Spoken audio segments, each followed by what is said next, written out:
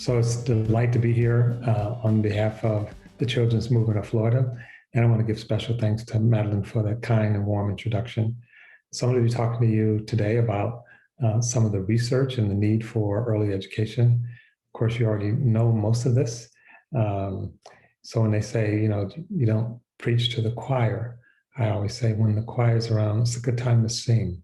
So maybe we'll do some singing today.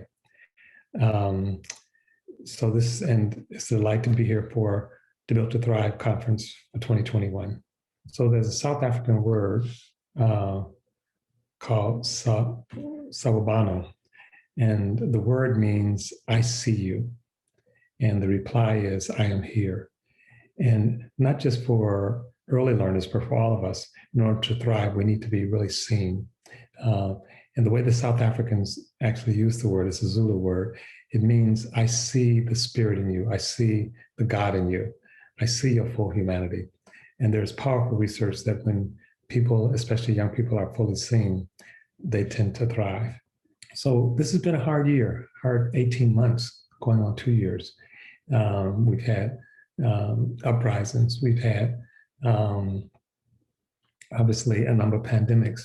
We're dealing with fires out here in California. I know you're dealing with weather changes in Florida. And so it's been quite stressful. So I think it's important to actually take a moment and think about where we are now and where we want to be. And of course, as we think about the future, where we want to be, the role of education is critical. So how does education help us build the kind of future in the world that we want to live in? And more specifically, how do we also use education to help young people create the future and world they will live in and inherit? Horace Mann made the observation that, and I'll quote him, education then, beyond all other devices of human origin, is the greatest equalizer of the condition of man, the balance wheel of social machinery. Of course, if we were stating that today, we would say of people and not of men. But the point is still well taken, that education is critically important in terms of how we actually operationalize equal society. And Thomas Jefferson, an educated citizenry is a vital requisite for our survival as a free people. As you know, Jefferson was a big educator and believed that in order for the country to survive, people needed to be educated. He went on to say that it is through education that citizenship is created. And I think in this case, he's right. Unfortunately, we're not necessarily doing a good job of educating people today or of creating citizens. So the purpose of school is multifaceted. It connects education with citizenry, with democracy, and even with livelihood. And for many years, we understood education as a public good, worthy of public investment. A very narrow sense of education suggests it's a private good. And of course, we have issues of how are different segments of the population educated. So those who are minoritized and marginalized have limited opportunity, and it actually undermines not only our economy, but our very democracy. The Hatchman Equation, the Nobel laureate, James Hatchman, talked about the importance of investing in children. And he found that to invest in children from birth to 5 years old delivered a 13% return on investment, which is substantially higher than what was thought before. And this is calculated based on better education, health, behavior, employment, and so on. There have been many, many studies showing that education is a sound investment. And that's what it is. It's an investment. It's not just throwing money away or giving money away. There's a national trend in terms of early education that's actually sweeping across the country. But still, most states spend too little per child to support high quality, full day pre-K.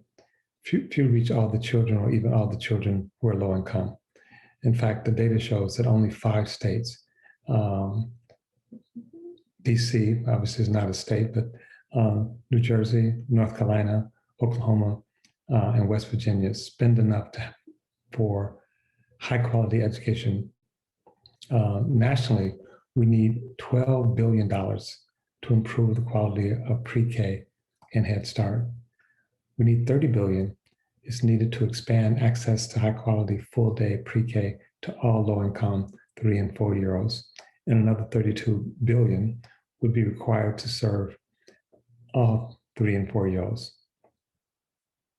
As I suggested earlier, this may sound like a lot of money, but it's an investment. So think about what we're getting both in terms of citizens, in terms of productivity, and in terms of a healthy society. Obviously, all of these needs are being challenged by the pandemic. The pandemic creates both fewer resources on one hand and greater demand on the other. When we look at the national trend in terms of early education, we see that there is a positive trend of the percentage of the population enrolled in state-funded pre-K.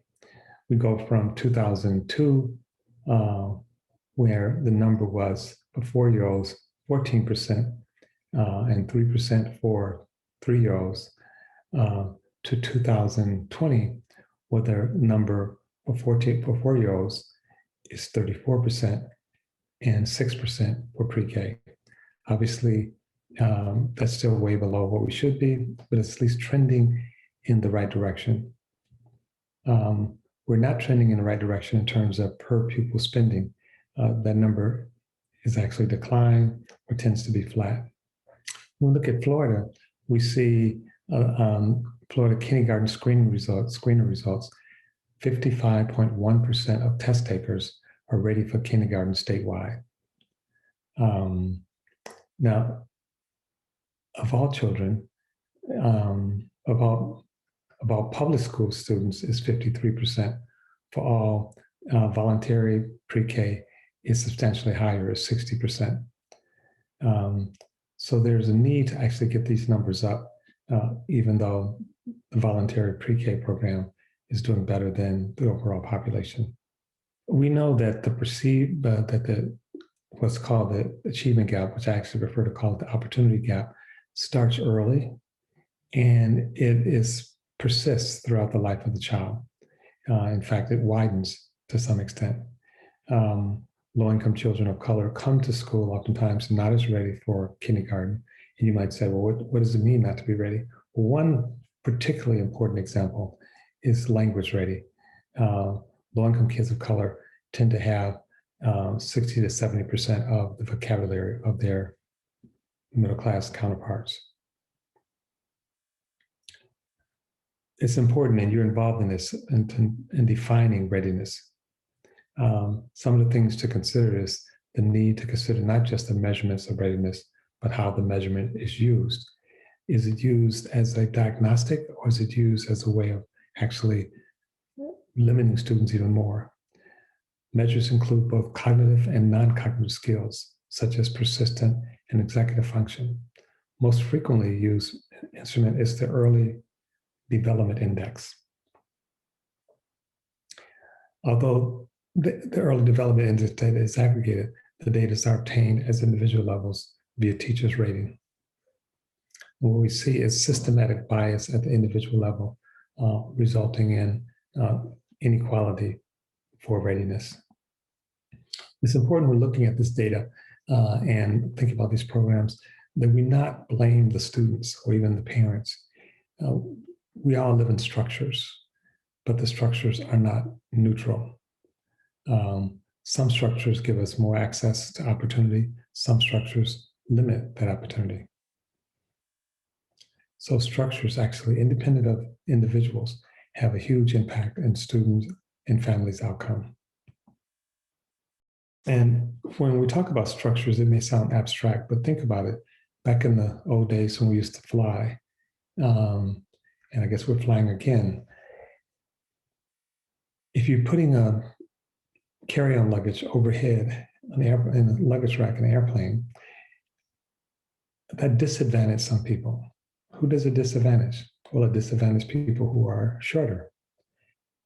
Well, what people tend to be shorter in our society, and in fact, in every society that we are aware of, lists women. So women are shorter on average. They have less upper body strength on average. And this last point may be somewhat controversial, but I think it's accurate nonetheless. Women tend to carry more luggage. So having luggage racks overhead for carry-on disadvantage women. And many women actually try to accommodate this disadvantage by checking their luggage. But that just pushes the disadvantage to another level. In order to check your luggage, you have to be at the airport earlier. And leaving the airport, it takes longer to retrieve the luggage. And there's some chance that the luggage may be lost. Now, we're not suggesting that someone designed luggage racks on airplanes to disadvantage women. We're saying that's the way the system or structure functions. And we can have similar learnings when we look at education. Another example of how structures work is to think about an escalator. So structures are not designed to be neutral. They're designed to do something. They're designed to actually enhance our life or make our life more convenient in some way. So an escalator is designed to take people from one floor to another floor. Again, if you're in a wheelchair, it doesn't work for you. The escalator, like the luggage racks, has biases built into it that unevenly distribute opportunity. And so we have to be very thoughtful of what structures are actually doing, not what they're designed to do, and which groups are advantaged and disadvantaged by those structures.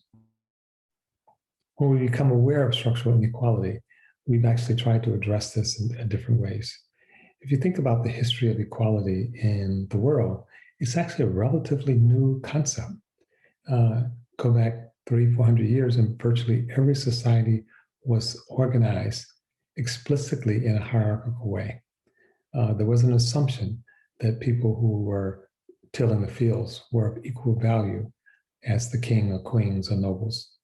And so moving to equality is really a radical concept.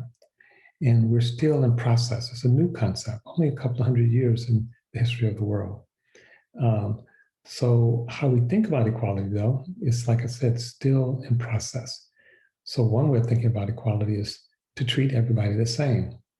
Well, if you're coming from a society where some people are considered not human, that's a substantial move, but it's not enough because not everyone is situated the same.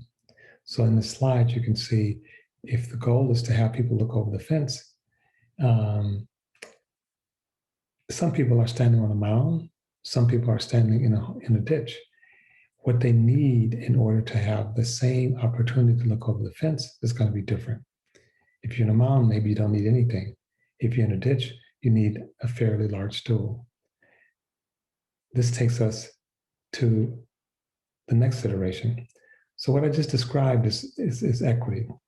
And many of you probably think about equity and maybe use it in your work or at your organization.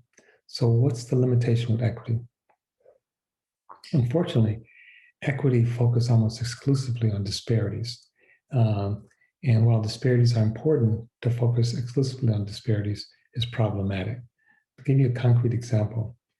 I was head of an organization called Population Health. And one of the things we looked at is the suicide rate and the difference between Black men and white men, which was quite substantial. Before the pandemic, that rate had largely been, that gap had largely been eviscerated. So if we're trying to close the disparity between white men and Black men committing suicide, maybe we should have celebrated just before the pandemic. I don't have the data since the pandemic.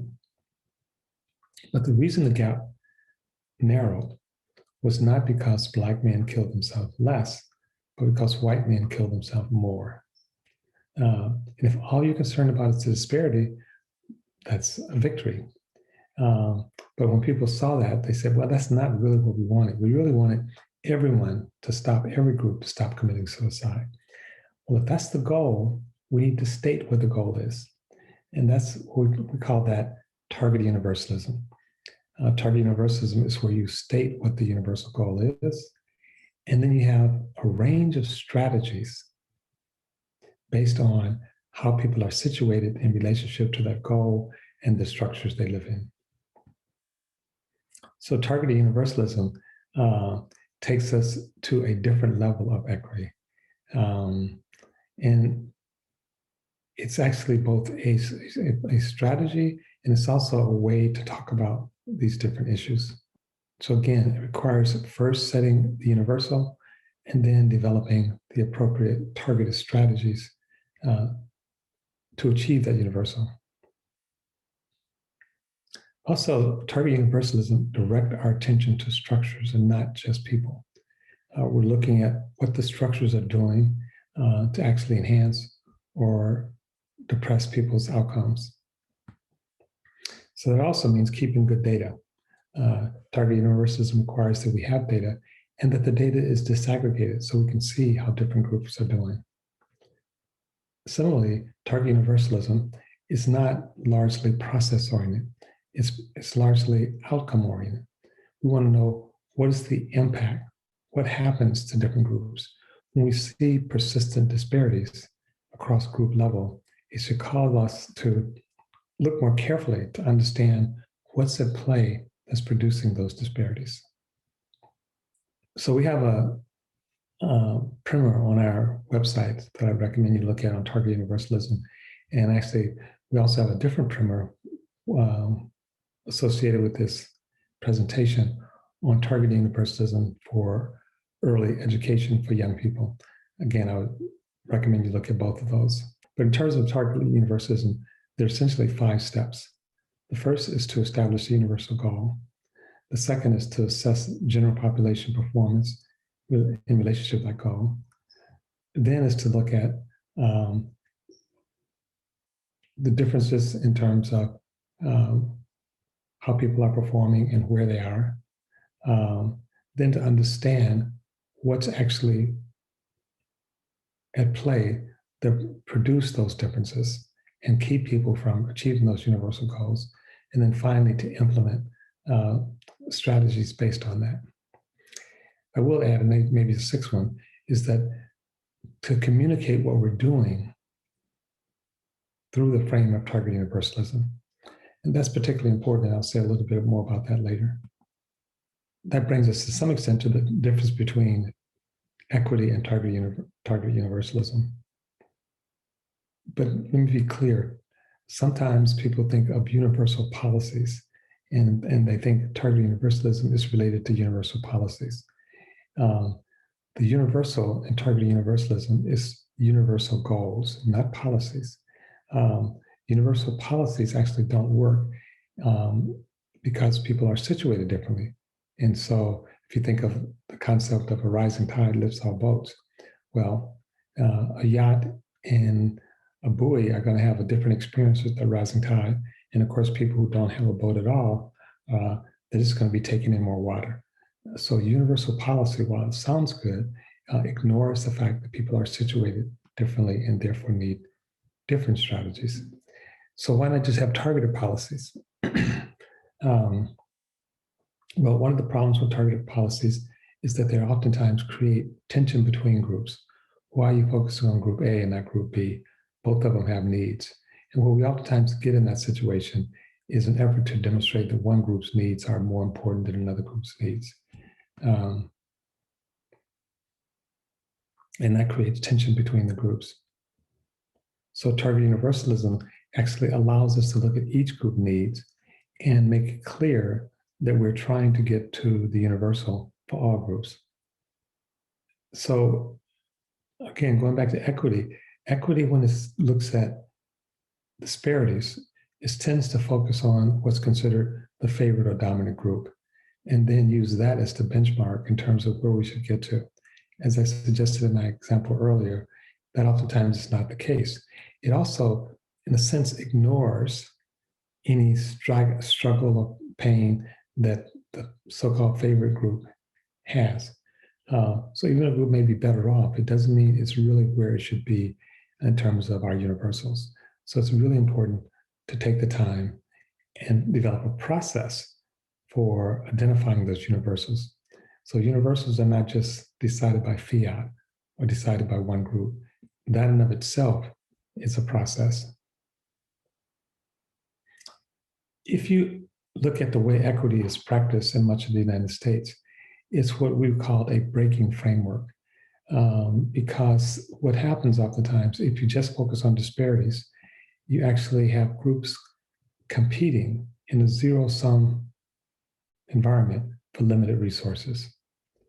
And that actually creates tension between the groups, and is more likely to create a space where groups actually attack each other and don't work together.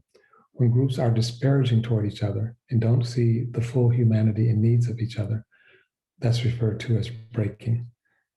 Breaking is a framework that makes our democracy and our society very hard to function. And in some ways, that's exactly what we're experiencing now. We're experiencing breaking happening all over the country.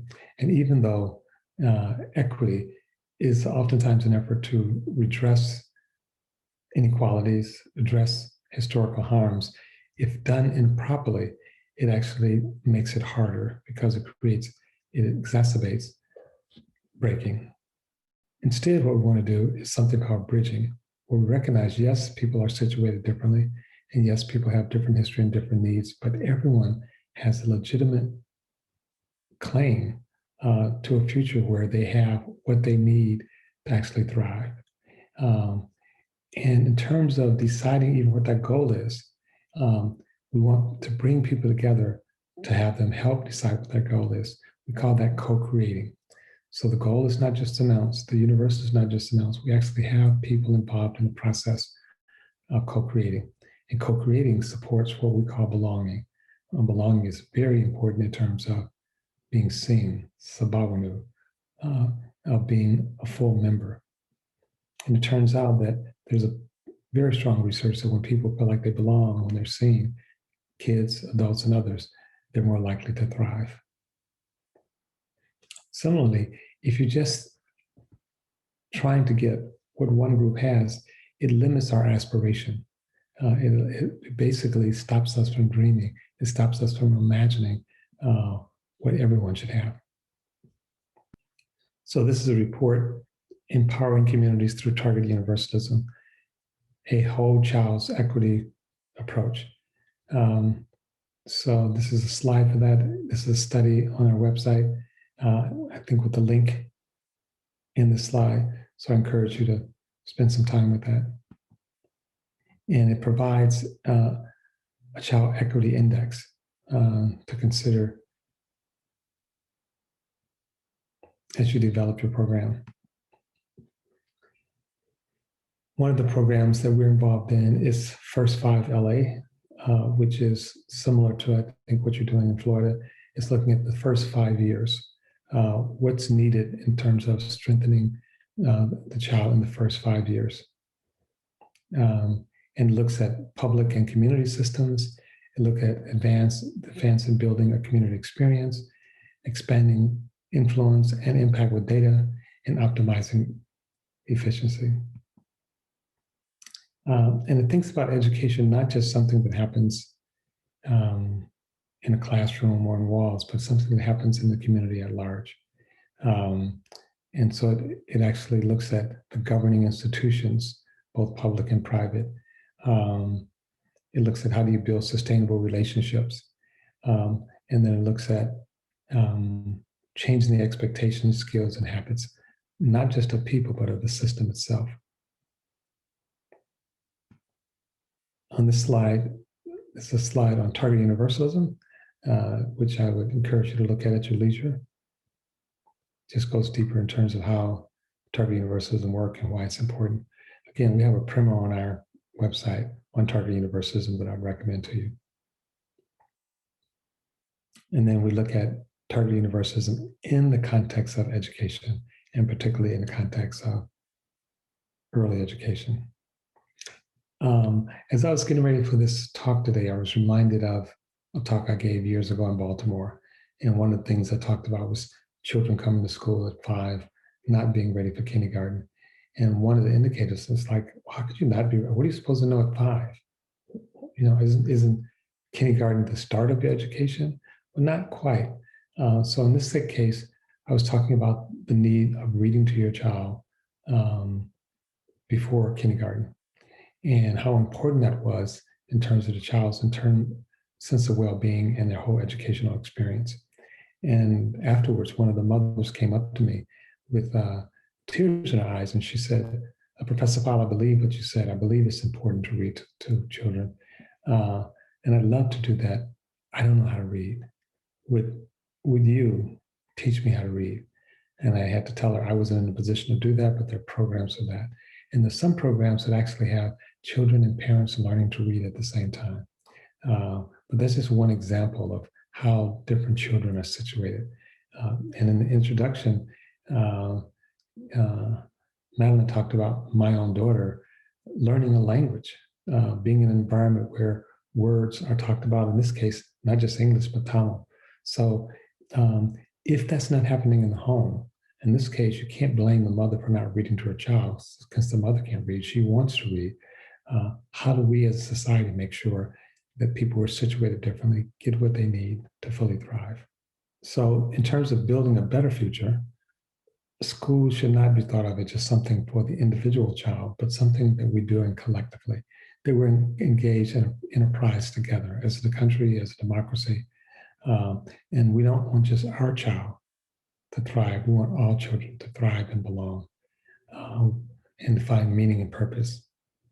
And we're suggesting that as you think about DEI work, diversity, equity, and inclusion, you actually move beyond that. You also think about belonging and targeted universalism. One of the things that targeted universalism does, again, is very clear about the outcome, very clear about the goal. And one of the things that's different about belonging than inclusion is inclusion is largely about joining an institution, a school that's already there. And oftentimes you join as a guest. The expectation is that you, the joiner, will make all of the necessary adaptations to fit in. That's a burden, and it's a burden that actually often can't be met. Being a guest is not the same as being seen. So how is belonging different than inclusion? Belonging says you get to co-create the very thing you're joining. You as parents, you as family are not just joining something passively, but you're involved in the very creation of this, to create a space, a container, where not only do you and your child belong, but where the entire community belongs. So belonging is more than just having access, it's being a full human. It also means bringing your full self to be present, that you're not closeting yourself because of your sexual orientation, because of your race, because of your socioeconomic status. You get to actually show up as a full person. So we have a very diverse society. It's becoming more diverse. The census data just came out. And unfortunately, the way it was reported with a lot of, I believe, fear and dread. Whites are losing, people of color are gaining. What is this going to mean? And even though it was asking the question, it was a rhetorical question, because in essence, they were saying this is going to create greater tension and greater competition. This is essentially a zero-sum game. If people of color win, whites have to lose. If whites win, people of color have to lose. Very problematic. So this is what we call othering, when you basically identify a group as a threat. When you identify a group as somehow different and therefore not fully a member, whether it's a citizen or a part of the school district.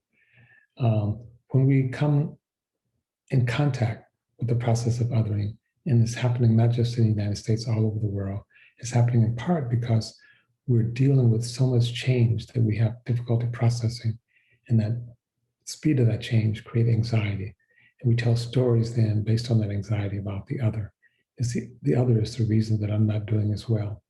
And so when we confront this othering process, and again, othering can happen across many different dimensions, not just race, but disability, age, language, name, religion, the list is endless. We think the response is what I call saming. That is, treat everybody the same. And I hope that I've convinced you in this presentation that that's not the goal. You don't treat a person who has no sight the same as you treat a person who has full sight. You don't treat the person in a wheelchair the same as you treat someone who's completely ambulatory. And so the proper intervention for othering is not saming, but belonging. And as I've tried to suggest in this presentation, belonging can be advanced and partially executed through the practice of targeted universalism. Thank you. So this has been a very uplifting time to spend with you. I'm really pleased to know you're doing this. What you probably don't know is I lived in Miami for a number of years. My children started school there. I wasn't aware of this program. My kids are in their 40s now, so I don't think this program was around then, but the need was clear. And so I'm really pleased that you're bringing together people from all over Florida to try to address this important need. And I hope at some time I have a chance to be in your presence. So thank you for your work, and thank you for giving me an opportunity to talk to you today.